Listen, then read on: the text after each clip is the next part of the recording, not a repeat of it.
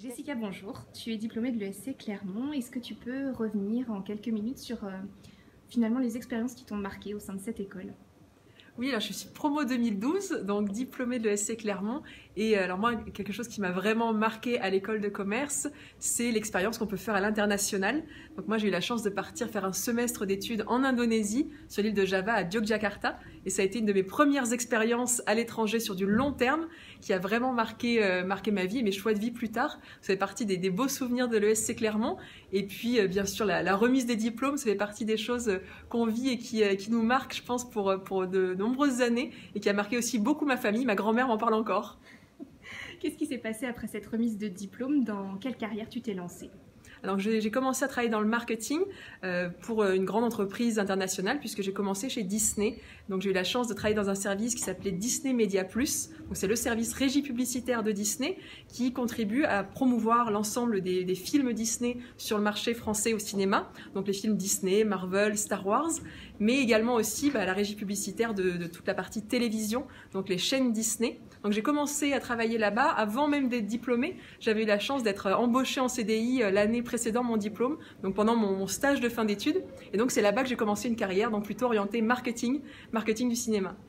Un job qui fait plutôt rêver et pourtant tu décides d'y mettre fin et de te lancer dans une autre aventure. Raconte-nous.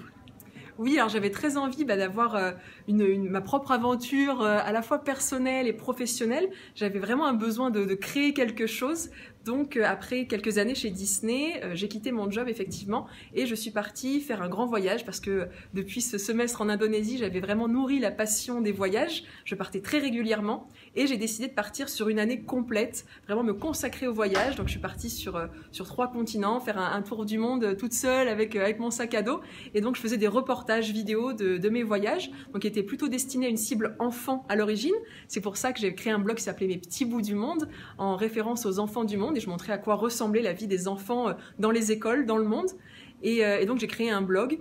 Et finalement, en rentrant de voyage, il y a une opportunité qui s'est présentée à moi, c'est de pourquoi pas travailler avec des professionnels, donc dans le secteur du tourisme dans un premier temps, donc avec des offices de tourisme, leur faire des vidéos promotionnelles de destination, comme je faisais en voyage.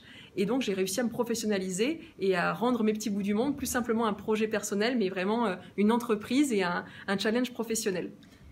Qu'est-ce qui te lie aujourd'hui à l'ESC Clermont?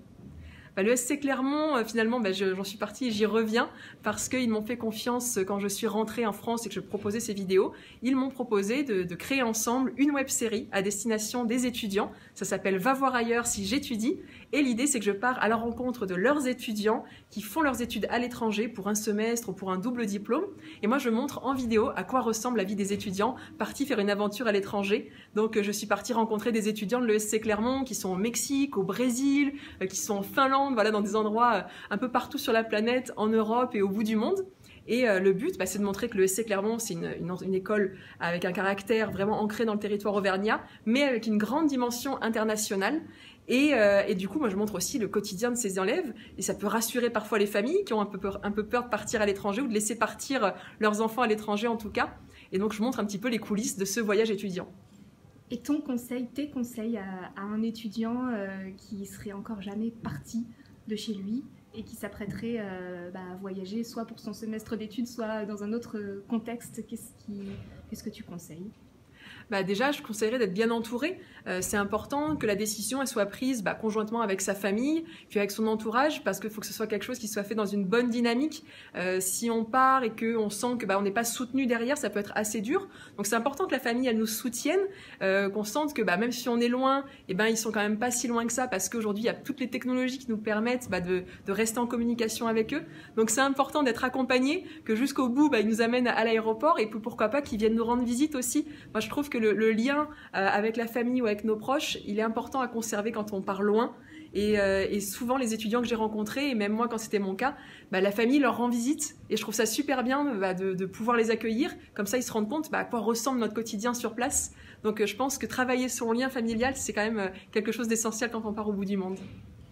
On mettra aussi dans la description de la vidéo tous les liens pour aller voir la web série Va voir ailleurs si j'étudie. Merci beaucoup Jessica. Merci.